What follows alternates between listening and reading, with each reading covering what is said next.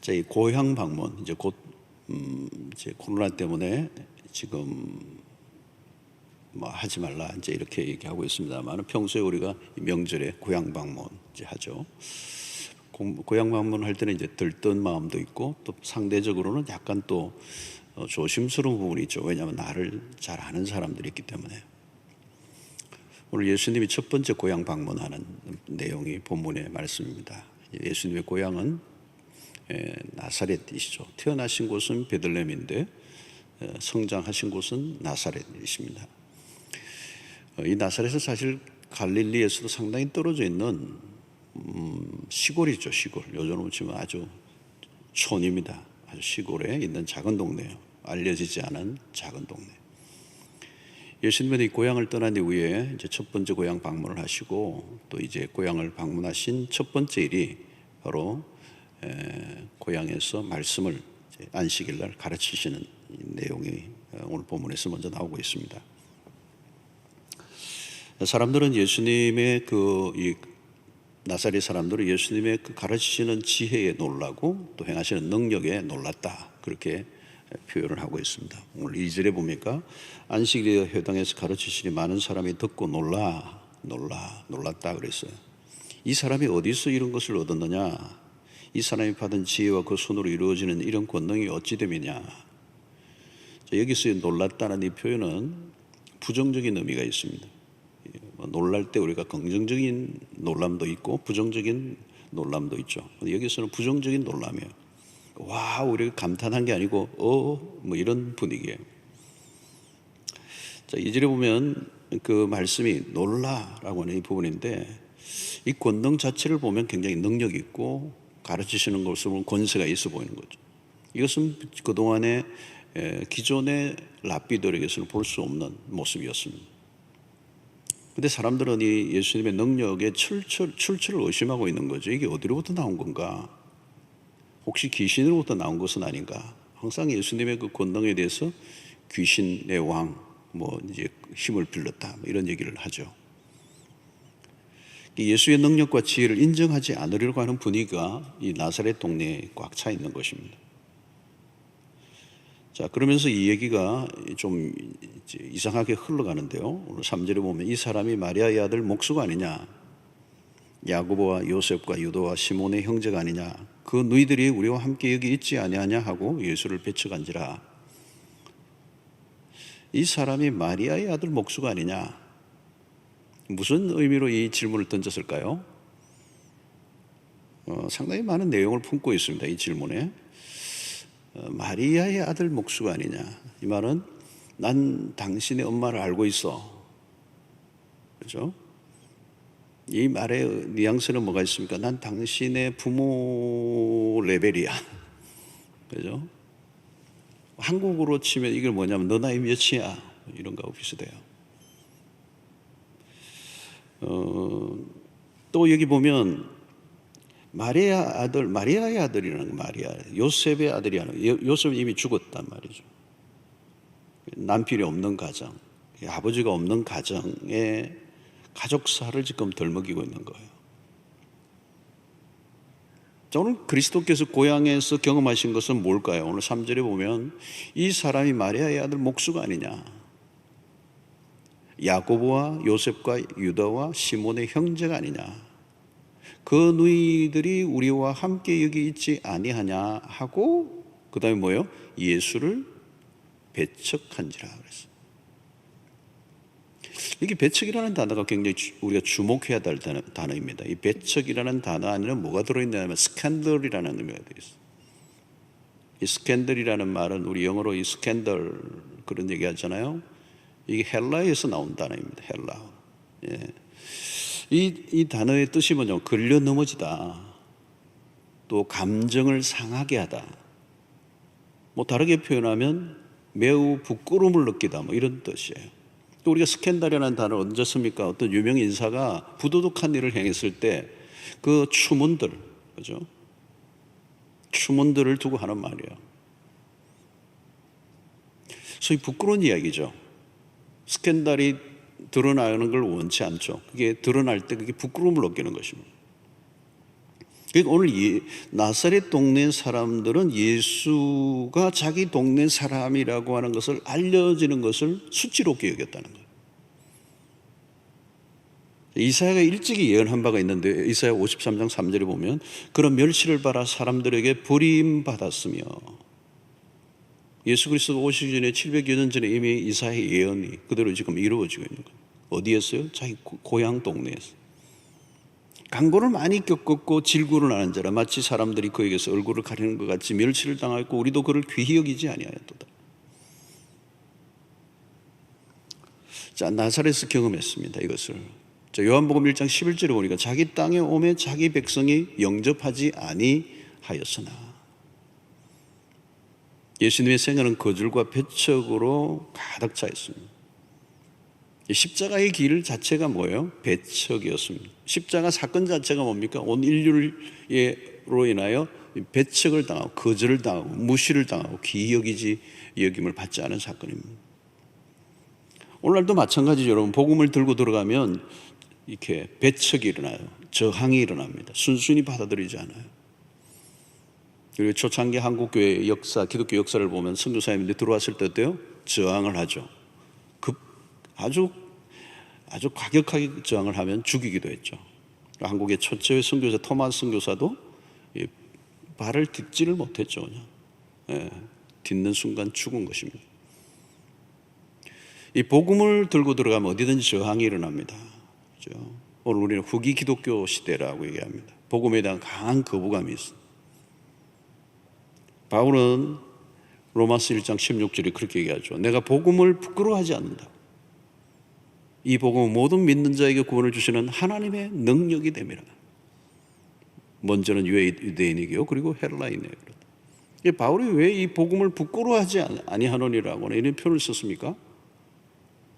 여러분, 1세기에 이미 이 그리스도인들은 마이너리티예요. 예수를 믿는 사람을 찾아볼 수 없는, 기독교라는 단어가 만들어지지, 기독교가 형성되지 않은데요. 그러니까 여기저기 뭐 조금 이렇게 예수를 믿는다고 하는 따르는 무리들이 있는 그 정도. 그때에 이 복음은 거대한 로마 앞에서는 초라할 수밖에 없는 어떤 그런 때에 바울은 당당하게 얘기하는 거예요. 내가 복음을 부끄러워하지 않는다. 사랑하는 성도 여러분, 우리 예수 그리스도에 대해서 또 복음에 대해서 우리가 어떤 태도를 갖고 있는가? 당당한가? 오늘 이 나사렛 동네 사람들은 부끄러워했어요. 왜요? 그들은 예수 그리스도를 잘못 알고 있었던 거죠. 그러니 그들의 문제, 왜 예수 그리스도를 그들이 배척했습니까? 그들은 이미 예수에 대해서 어떤 결론을 내리고 있었던 거죠. 예수에 대해서 더 이상 알고 싶어 하지도 않고 예수 그리스도의 어린 시절로 인하여 자기들이 갖춰져 있는 어떤 편견에 사로잡혀 있었다. 그동안 자신들이 알고 있었던 것이 전부였습니다. 그동안 예수의 행적에 대해 소식을 들을 때마다 부정한 거죠. 그건 아니지. 오히려 다른 동네 사람들보다 오히려 더 믿었어야 되는데 그들은 오히려 거부를 했어요. 그러니까 이 안에는 그 예수에 대한 어떤 잘못된 생각들이. 그래서 나사렛이 조그마한 동네가 일종의 운물과 같은 운물 안에 개구리들이 되어졌어요. 그들은 예수에 대한 편견에 사로잡혀 있었습니다. 편견의 눈으로 본 예수는 존경할 만하지도 않았고 불쾌한 존재였다는. 편견을 내려놓지 않으면 믿음의 세계로 들어갈 수가 없습니다. 여러분, 편견을 내려놓으려고 하면 어떻게 됩니까? 나도 편견을 가질 수 있다는 사실을 인정해야 되는 거거든요. 내가 알고 있는 것, 내 눈으로 본 것, 내가 경험한 것이 전부라고 굳게 믿으면 안 되죠. 기본적으로 겸손해야 됩니다. 그래서 편견이라는 단어와 늘 함께 따라다니는 단어가 있는데 오만이라는 단어입니다. 오만. 편견과 오만, 그죠? 독선이라는 거죠. 나사렛 사람들의 그 편견은 결국 예수 그리스도의 신성, 성육신을 보지 못했습니다. 그들은 과거의 경험에 갇혀 있었습니다. 자신들이 알고 있는 정보가 전부라고 여겼던 거죠. 그래서 이 편견은 인간의 죄성을 드러냅니다. 모든 것을 바라보고 해석하는 것이 자기중심적, 자기에게 유리한 쪽으로 몰고 가는 것. 그것이 나중에는 편견이 형성되고 그 편견이라는 자기만의 독특한 안경을 끼고 모든 사물과 또 성경까지도 그렇게 해석하는 것. 그래서 복된 눈은 있는 그대로 볼 수 있는 눈입니다. 예. 자, 사도 바울은 처음 다메섹 독산에 주님을 만나고 난 다음에 그의 눈에 비늘이 벗겨지는 사건이 있습니다. 이게 상징적인 일이죠. 눈에 비늘이 벗겨지는 것. 나중에는 아라비아로 가서 3년을 보내죠. 이것도 일종의 그 한 번에 비늘이 벗겨지는 게 아니라 오랫동안 자신의 삶에 닦여져 있는 유대주의적 관점, 복음을 해석하고 녹여내기에 한계가 있는 그 모든 것을 다 이렇게 씻어내는 작업을 해요. 이게 하나님의 새로운 은혜를 받으려고 하면 이전의 것을 잊어버리고 정말 어린아이 마음으로 순수하게 그 앞에 서는 거예요. 하나님의 말씀도 그렇습니다. 우리 설교자들도 이 자주 빠지기 쉬운 오류 중에 하나가 뭐냐면 내가 전에 깨닫고 해석하고 내가 잘 알고 있는 본문을 그냥 그것을 그냥 하나로 완전히 결론을 내버리고 있으면 안 돼요. 어떤 것이든 하나님께서 새롭게 주시는 은혜가 있음을 알고 내가 알지 못하는 영역이 있을 수 있다는 사실을 늘 전제하고 성경을 보는 겁니다. 그래서 내가 익숙한 본문에서 오히려 하나님의 참된 진리를 놓칠 때가 많아요. 내가 알고 있는 게 전부라고 얘기하면 안 된다는 거예요. 편견을 내려놓아야 자신의 한계를 인정하는 거예요. 여러분, 인간이 가지고 있는 지성까지 다 포함하는 것입니다. 우리의 경험과 우리의 지성. 근데 사람이 여러분 잘 내려놓지 못하는 것은 자기가 아는 지식은 내려놓을 수도 있지만 어떤 때는 자기가 했던 경험은 내려놓기가 어려워요. 근데 여러분, 우리가 은혜를 받으면 우리에게 찾아오는 현상 중에 하나가 시야가 넓어집니다. 세상을 넓게 본다는 거죠. 이해력이 넓어지고 통찰력이 넓어지고, 전에는 동굴 안에 갇혀 있었다면 이 바깥 세계로 나오는 것 같아요. 새로운 광경. 동굴 안에 있을 때는 희미한 빛만 보였어요. 근데 그게 전부라고 여겼던 거죠. 근데 동굴 바깥으로 나오니까 새로운 세계가 있는 거예요. 우물도 마찬가지예요, 여러분. 우물 안에만 갇혀 있으면은 그 하늘, 우물에서 보는 하늘은 그거밖에 없는 거예요. 그래서 어떤 개구리가 우물 바깥에 나갔다가 바깥의 세계를 얘기하니까 우물 안에 돌아가지고 그 개구리를 죽였다는 거예요. 너 쓸데없는 소리 하지 마라. 미친 소리 하지 마라. 여러분, 말씀의 은혜를 받으면요, 통찰력이 생기고요. 지엽적이고 부분적인 것만 매여 있던 것이 아니라 전체를 보는. 여러분, 왜 삶이 자꾸 힘들어지고, 왜 삶의 변화가 일어나지 않고, 왜 사람들과 관계가 자꾸 다투고 갈등이 많아요? 그건 담아내지 못하는 거거든요. 눈이 열리지 않아서 편견의 벽에 가로막혀 있는 것. 내가 알고 있는 게 전부라고 여기니까 그 고집을 누가 꺾습니까? 언제나 열린 태도를 갖고 있어야 돼요. 하나님의 성령이 마음껏 역사하시도록. 20년, 30년 큐티를 했어도요, 그 본문을 오늘 아침 처음 대하는 것처럼, 그죠?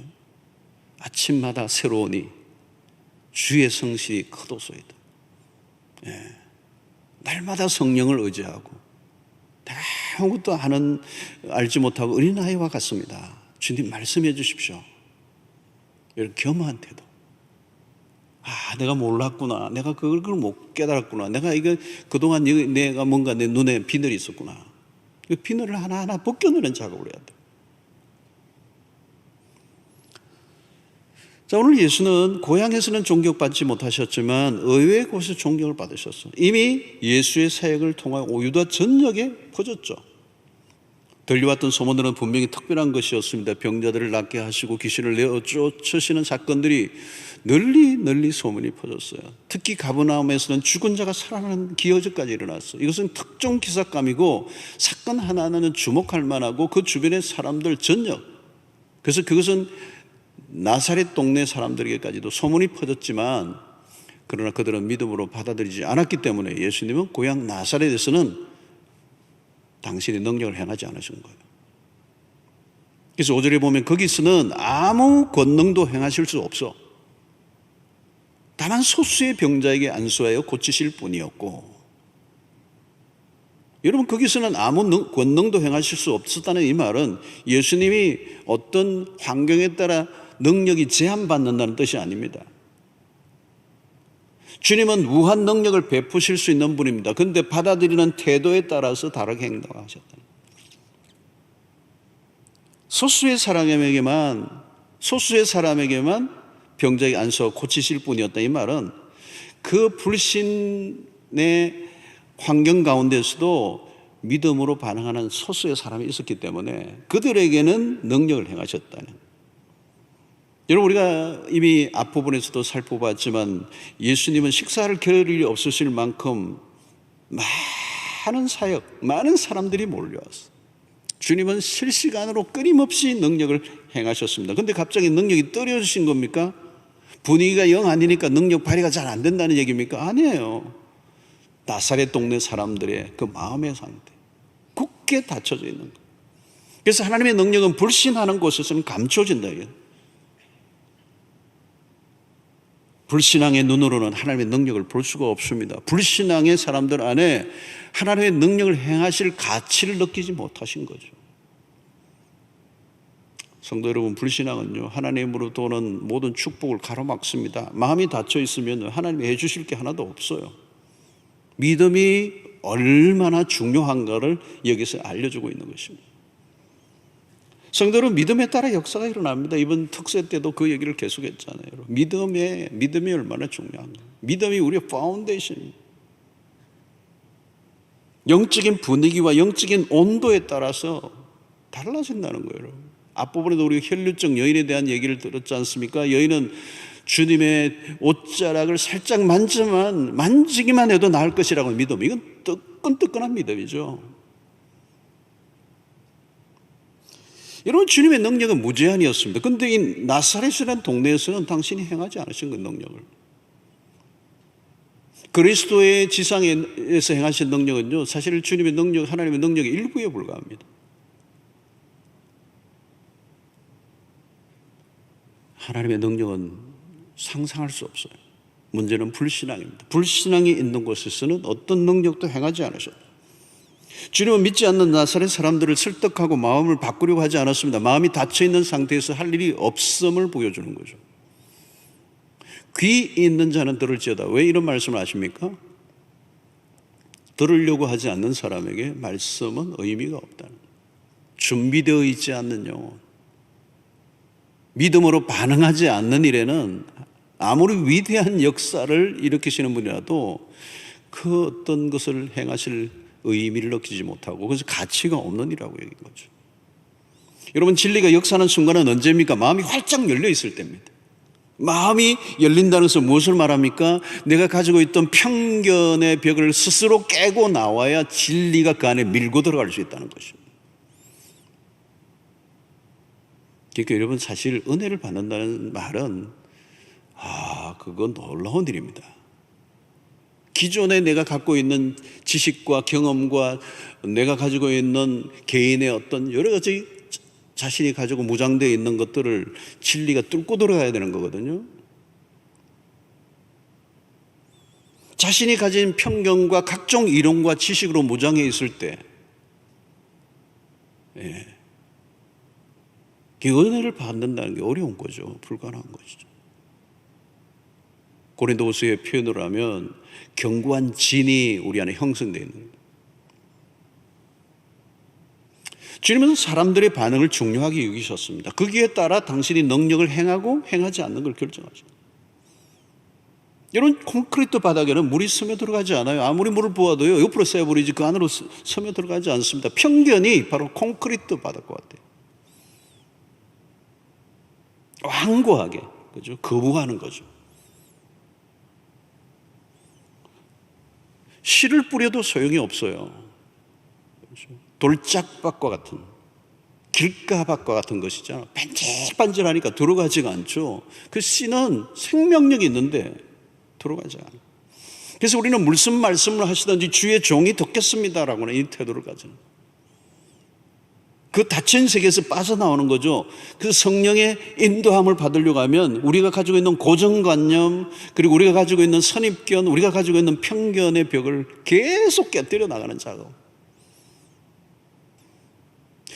자, 여러분이 6절을 보면 그들이 믿지 않음을 이상히 여기셨더라. 이에 모든 촌에 두루 다니시며 가르치시더라 이랬습니다. 자, 예수님은 그들의 불신앙에 대해서 이상히 여기셨다는 거예요. 이방인들의 믿음으로 다가오는 것과 너무나 대조적이었기 때문에.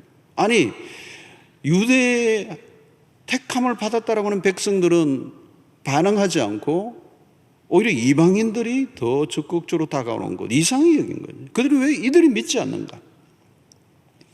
마태복음 8장 10절에 보니까 예수께서 들으시고 놀랍게 여겨 따르는 자들에게 이르시되 내가 진실로 너에게 이르노니 이스라엘 중 아무에게서도 이만한 믿음을 보지 못하였노니. 누구에게 한 말입니까? 이방 백부장이에요. 백부장.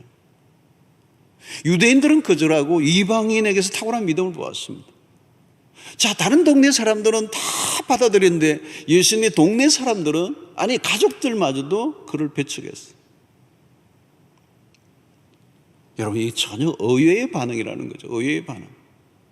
신기한 일이에요. 의외의 사람이 은혜를 받아. 안 될 것 같은 곳에 되는 역사가 일어나고 될 것 같은 데는 오히려 안 되는 역사가 일어나요. 우리는 모르는 거죠. 그러나 어찌됐든 복음이 흘러가는 것에는 편견과 저항이 거세져. 오늘날도 여러분이 포스트 코로나 이후에 복음의 저항이 더 세워질 거예요. 그러나 여러분 낙심할 이유가 없습니다. 복음은 언제나 복음이고요, 복음은 능력이고요. 하나님의 역사는, 하나님의 나라는 계속 진행되고 있는 것입니다. 잘 받아들이는 곳, 그곳에 씨를 뿌리면 30배, 60배, 100배 결실 거둔 역사가 오늘 또 일어나는 거예요.